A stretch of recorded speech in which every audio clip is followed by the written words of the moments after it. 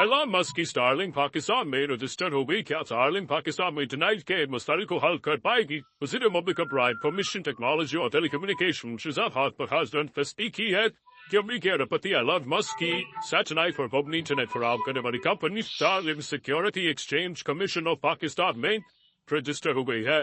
نجی T V کے ساتھ گفتگو کرتے ہوئے وزیر مملکت شہزاد فخر نے کہا کہ اسٹارلنک کی رجسٹریشن کے بعد خلائی بورڈ اتھارٹی مختلف تکنیکی پہلو پر غور کر رہی ہے اور اس حوالے سے اسٹارلنک کو بھی متعارف کر دیا گیا ہے. وزیر انفارمیشن ٹیکنالوجی نے مزید کہا کہ ایک ریگولیٹری نظام پر کام کیا جا رہا ہے تاکہ اسٹارلنک سمیت زمینی آربٹس تمام سیٹلائٹس تمام بین الاقوامی کمپنیوں کے لیے کھلی رہے. انہوں نے بتایا کہ اسٹارلنک مقامی فریکوینسیز میں مسائل پیدا کر سکتی ہے جس کے جائزے کے لیے جامع پالیسی تیار کی جا رہی ہے. جیو نیوز سے باقاعدہ گفتگو کرتے ہوئے شفاف مخاجہ کا کہنا تھا کہ کمپنی کی SCOCP میں رجسٹریشن ہو چکی ہے اور ریگولیٹری فریم ورک کی تیاری جاری ہے.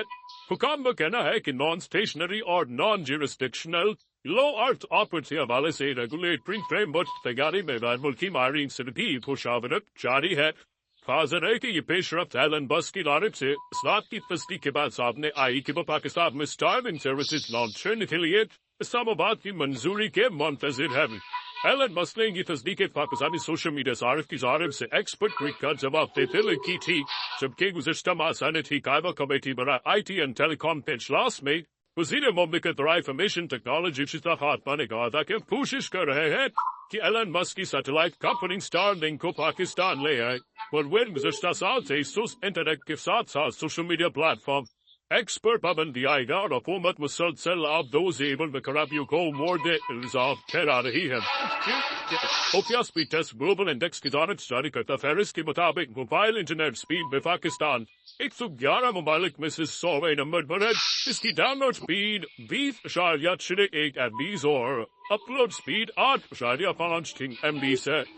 انڈیکس میں ملک کو براڈ بینڈ اسپیڈ میں 158 ممالک میں سے 141ویں نمبر پر رکھا گیا ہے، جس کی ڈاؤن لوڈ اسپیڈ 15.6 MB اور اپلوڈ اسپیڈ 15.53 MB ہے. یہ معاملہ ان کے دونوں ایوانوں میں بھی کئی بار زیر بحث آ چکا ہے، لیکن اس کا کوئی فائدہ نہیں ہوا.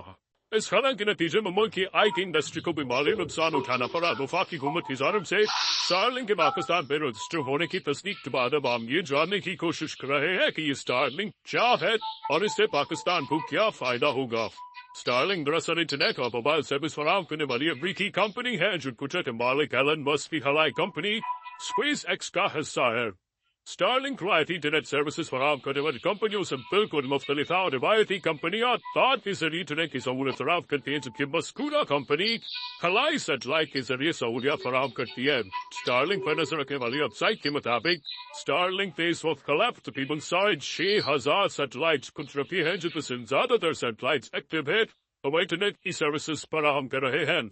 کمپنی کی ویب سائٹ کے مطابق اس وقت تقریباً دنیا بھر کے 100 ممالک کے اندر اسٹارلنک کی سروسز کو استعمال کرنے کی اجازت حاصل ہے.